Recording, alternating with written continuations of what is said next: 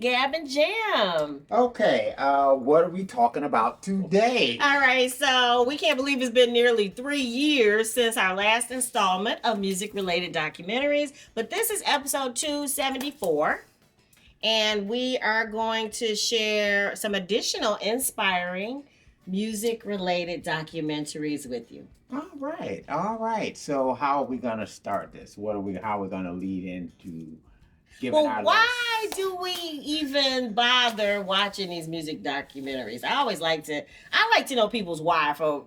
Yeah, I understanding more about the whole creative process, why people do certain things, you know, and then even for some of these people, I didn't know these things about their lives. It gives me a richer appreciation for who they are as an artist. Yeah. That maybe I knew their music or what they produced, but I had no idea what the backstory was, and it actually makes me appreciate them, and it also makes me appreciate that our journey is as unique as we are, as you know. Yeah, I mean, but sometimes it's like it's the uniqueness of the journeys, but then again, it's the similarities. It is, you know, it's the it's that kind of similar relationships that artists have with respect to how you may come up with songs. Yeah.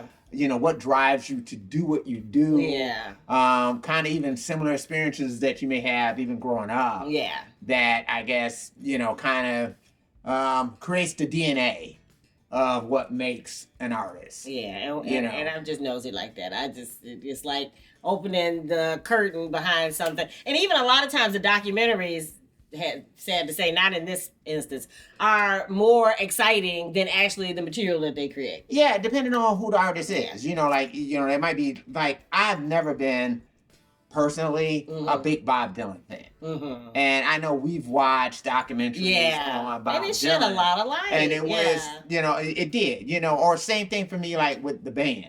Yeah, I was never like into the band, but watching The Last Waltz, which was like this documentary of concerts. So I probably should add that to the bottom. Well, no, we're not gonna go into detail, but no. But I'm saying it's one of those types of things where you kind of grab a different insight on artists, and maybe it even spurs you on to go and listen to. Yeah, that's true too. Some of their songs, or and you might find yourself saying, I didn't know I was gonna like that song about the night they brought all Dixie down. I mean, or you didn't find out the backstory a lot of times. We think we understand what a song is about. Right, or even where artists are from. You know what I mean? It's sort of like, here it is, the band, this ultra Americana band, meaning like United States Americana and a bunch of Canadians. Yeah. So I mean, who knows? Yeah. Right. But anyway, let's go ahead and kick off the ones that we're going to cover today. Okay. So one that we watched is 2022. Sheryl is about Sheryl Crow. Yeah. And it deepened my appreciation. I like a lot of her catalog. So yeah. But it even just her journey. I knew about her time with Michael Jackson with Armstrong, with Lance Armstrong. And I kind of knew a little bit about that kerfluffle. Yeah. But I didn't understand kind of where it fit in her journey of her life, right? And how that kind of maybe inspired. I mean, she didn't talk a whole lot about that, but it gave me some perspective as to where she was before she got there, and then who she is now. Yeah. I felt like, especially watching this documentary before, because I think I may have seen like a different documentary about her. Yeah. That she's tended to be, a little bit more apologetic, I guess, about her time with Michael Jackson. Mm-hmm. Given, all the stuff with quote unquote Michael Jackson. Yeah.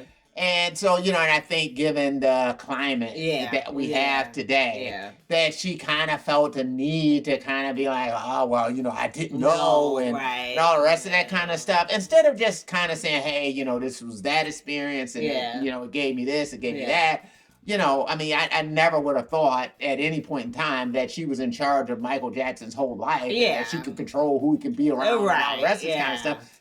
She was a hired hand. I mean, that's what she was hired to do. She did a job. Yeah. You learn from jobs that you do, and then that's how things go. Yeah. And there's no issue with that. Yeah. So I felt that she was a little bit more apologetic about that. Yeah. But kind of seeing the behind the scenes process, you get more respect for her as a musician. Yeah. because she's somebody who, she majored in music or something like that. At one time she was a school teacher. So this is a woman who's, musically definitely has all the chops. Yes. And so. And then, what has always floored me with her is that she knows how to utilize the chops, and then she knows how to just be plain, emoting. Because there was a time when I thought she couldn't sing. I forgotten all about the fact that she was doing all the runs on the Michael Jackson stuff. Right, yeah. Because of one of those albums, she's just like, hey, I'm just a girl. I think the first record, and then it was that one that was kind of controversial because I guess it was sort of like she fell in with this group of guys. As a songwriting the whole songwriting group, and that I think they felt like she took way too much credit for the songs and ideas and all the rest of this kind of stuff. That they all kind of started together. Right. And all the rest of this thing. And so, for her second album, she felt more of that thing that kind of to prove herself as an artist. Yeah. And it's always interesting when you see that with women, especially women who kind of came during a certain time period. Yeah. That there is this thing that, there's a perception that men tend to have that, these women are the byproduct of the men who are behind them. Right. Every great female artist, there's an army of men who have made her who she is. And so there's a need to overcome this perception that's out there that, because I think people feel the same way about Madonna. That, you feel like, but it's only because of this, it's only because of that. And people really downgrade, her as an artist and what she adds to stuff. But what helps with that perception a lot of times is the decades of success. It does, but I think a lot of times too, people kind of, sling, arrows at her by basically saying she's the product of her great marketing. She's just great at marketing. She's great at this. She's great at that. But it's more than just that. It's marketing is an aspect of it, but it's also the way she maneuvered through different things and the way she expressed herself is a huge part of that. And I'm saying that sometimes with female artists less than male artists, because you could say Michael Jackson, Prince, whoever it is a byproduct of their marketing. Right. I mean, because that's their look and all the rest of it. That's all part of their marketing. Yeah. And you don't get that knock against those type of artists as much as somebody like Madonna gets it. Yeah. So, or like a Sheryl Crow and things like that. So I think I can kind of acknowledge that that's definitely there. Yeah. And we probably spent way too much time on the Sheryl Crow. All right. So that's number one. Right. All right, number two. This one was very important, I guess, for the time that we're living in too, is the Sinead O'Connor Nothing Compares. It was 2022 documentary. Yeah. And it really shed light on the fact that she was well before her time with this whole thing with the church and their abuse of women and children. Yeah. And so that it kind of killed her career way back when. Yeah. But that now, 30 years later, that became what we all know. Yeah. That the Pope knew, and that there was so many this whole cover-ups and all the rest of this kind of stuff. Yeah. Just to kind of run it down. So I know for us, we had, what was the name of her first album? I have to get the name of her first now. I know it had Mandinka on it, and it was The Serpent and the Cobra or something like that. Yeah, but anyway, we had our first record. Yeah. I remember having that on cassette, right? Yeah. So, and the played it together, Put Your Hands on Me or whatever was one of them. So it, really was a really cool record. Yeah. And then the second record is the one that had the cover of Prince's Nothing Compares to You. Mm-hmm. And so that's when she was on Saturday Night Live. She did the performance, and she did this a cappella performance where she ripped up the picture of the Pope. And that really kind of killed her career. Yeah. It's like after that, she was just done. Yeah. She was persona. And there were some people who stepped up to try to, to try to defend what she did.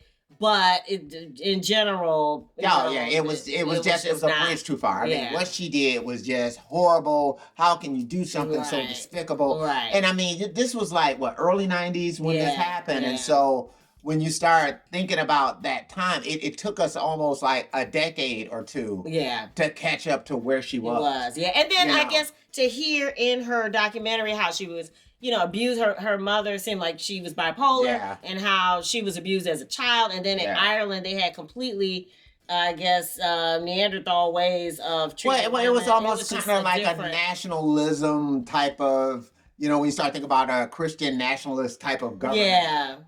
That's kind of what she came up through. And she caught the worst of it. It was. So it gave me an empathy for who she was and why she was so outspoken, because at that time I kept saying, well, I guess in the back of my mind as a young adult, why don't you just shut up, and let this thing fall, not give it more air. But it wasn't just the Pope thing. It was, I don't know, she said a few things about America, about this, about that, about the other, and it, after a while, everybody was turning against her except those few people who stood up for her. Yeah, I mean, that was the type of climate we're in. I mean, you got to think that when Madonna does the Like a Prayer video, and she has the Black Jesus in it, that was enough to make people, oh my goodness, what is she doing? How can she portray Jesus that way? A black man, right? So I mean, these are different time, a completely different time.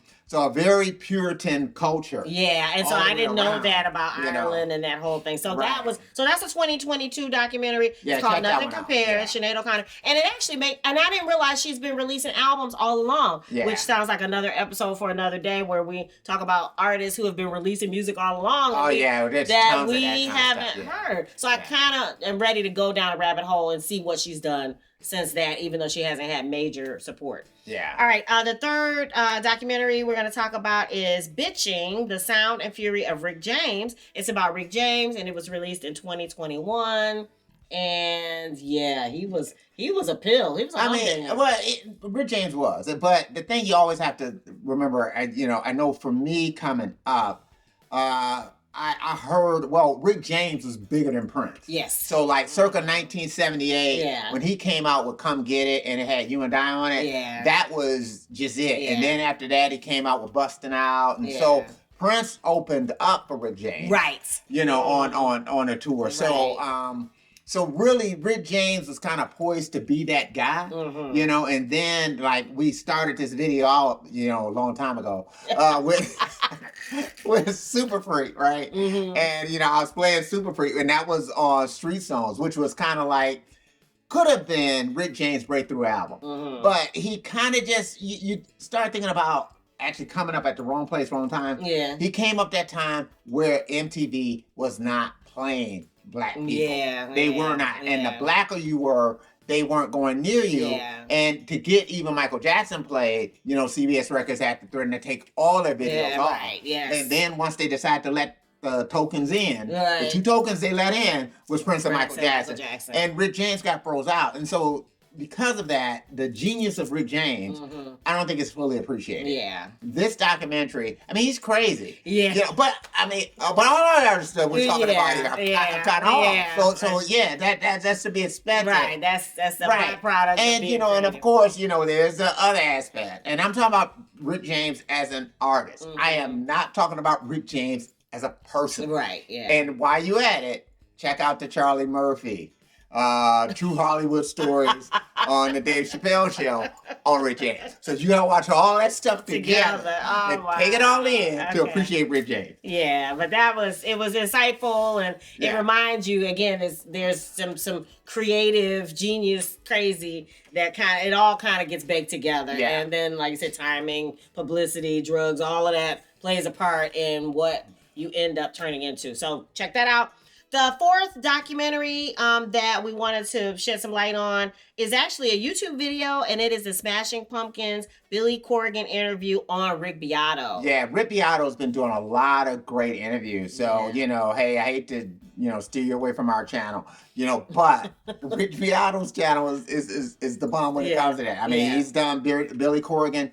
Billy Corgan always does great interviews. If you can pick up the interviews that he's done with Howard Stern, I think he did something maybe with Joe Rogan. Oh, wow. I mean, he's got some views that, you know, if you're on the left, you're on the right, you might be pissed off. Yes. Mm-hmm. I mean, but he lets it all hang out. Yeah, you know, he's very thoughtful. And yeah, he I is. guess I had heard whether about, you disagree or agree with him. I was about to say I had heard about him being polarizing, and Yeah, so yes. you know, and so over the years I hadn't really heard what the polarizing. I just, you know, heard snippets of it in the wind, but Right. never actually heard him talk. But he's very thoughtful when it comes to Right. the creativity. Yes. He talks about AI, which we piggybacked on last episode, but Right. yeah. So his thoughts, you know, again, are those intellectual just debates, you know, Right. ideas about things. And to me, that's always interesting when people Yeah. just share that they have really thought about this and they have some ideas, and it's Right. not just fluff. It's not just, hey, check out my latest, whatever. You know,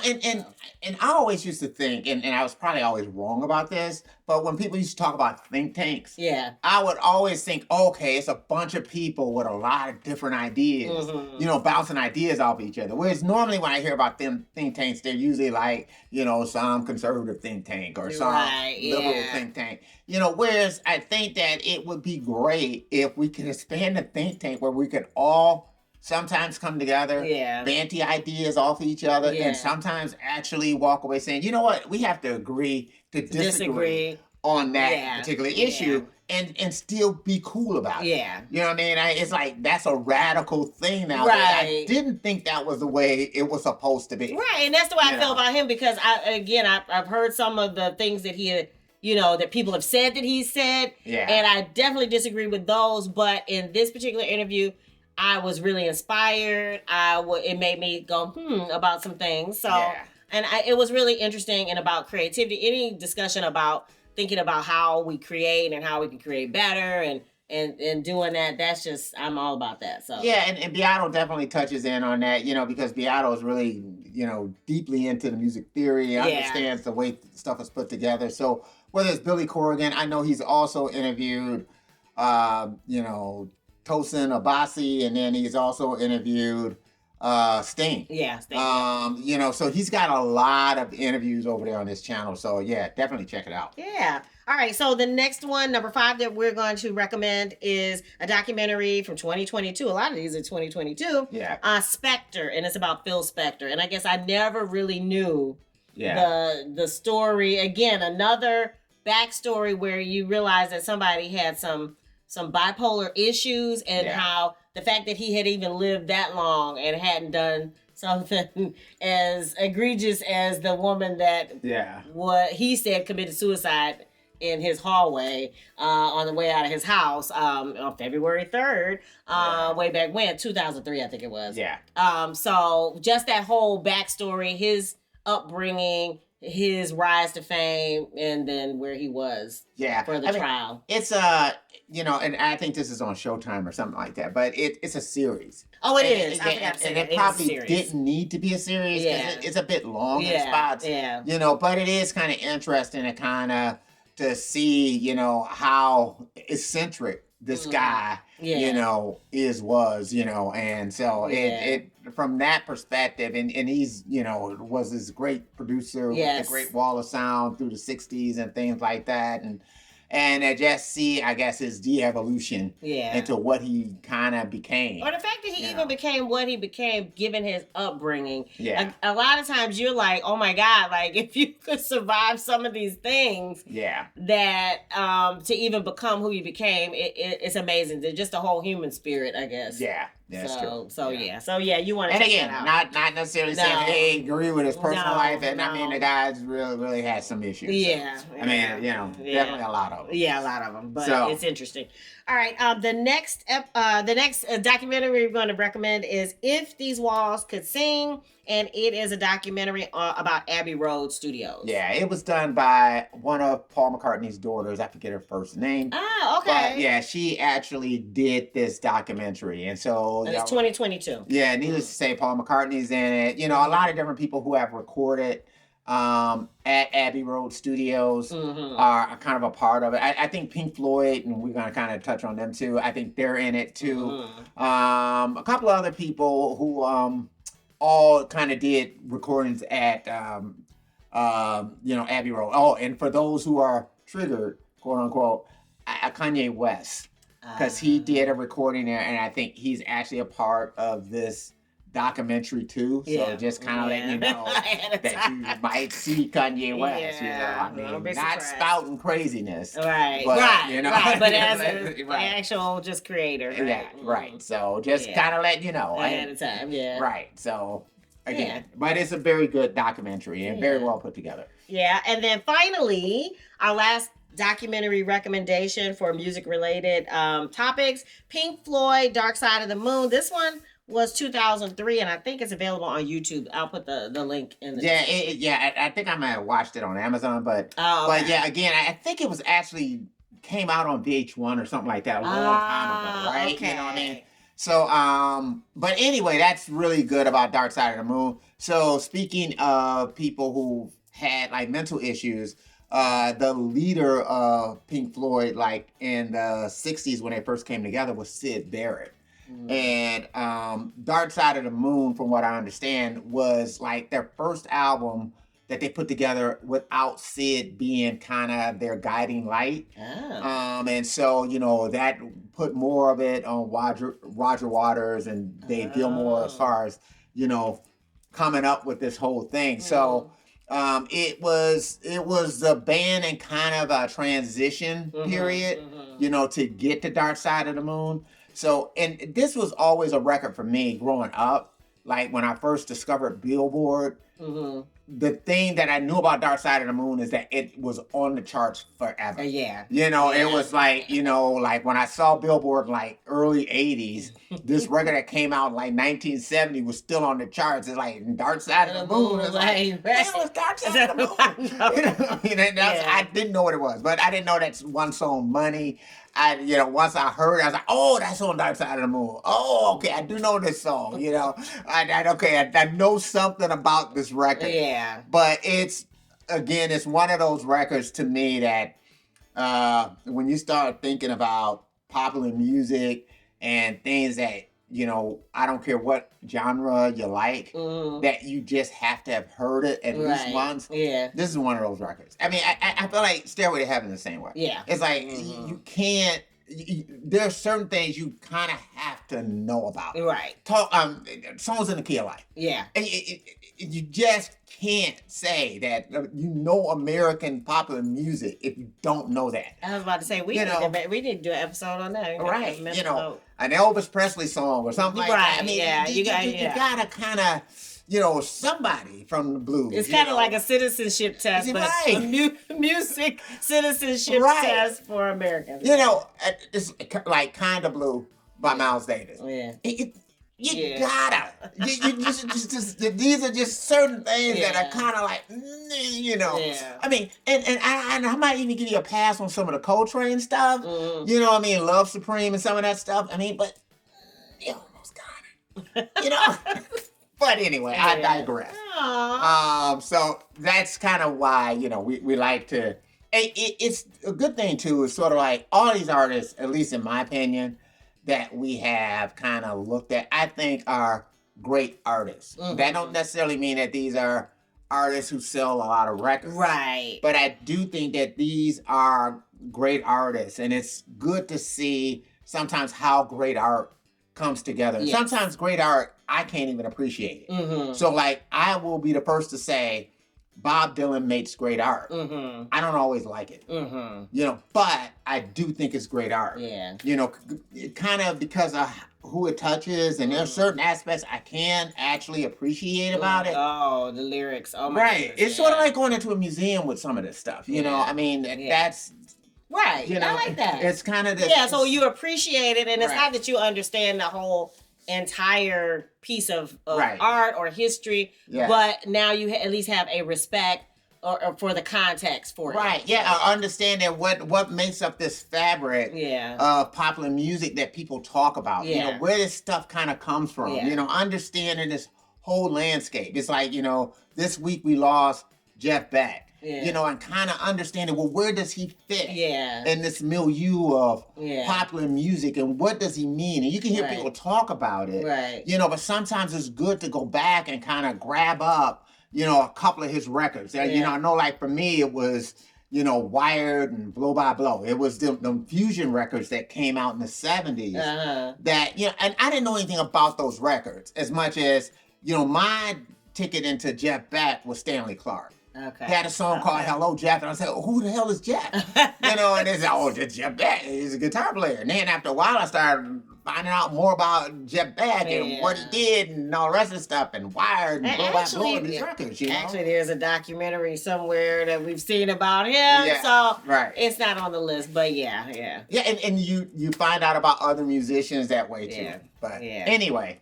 I love it. All right, what do you guys think? What documentary did we leave off that you think we should check out? Yeah. Make sure you leave it in the comments below.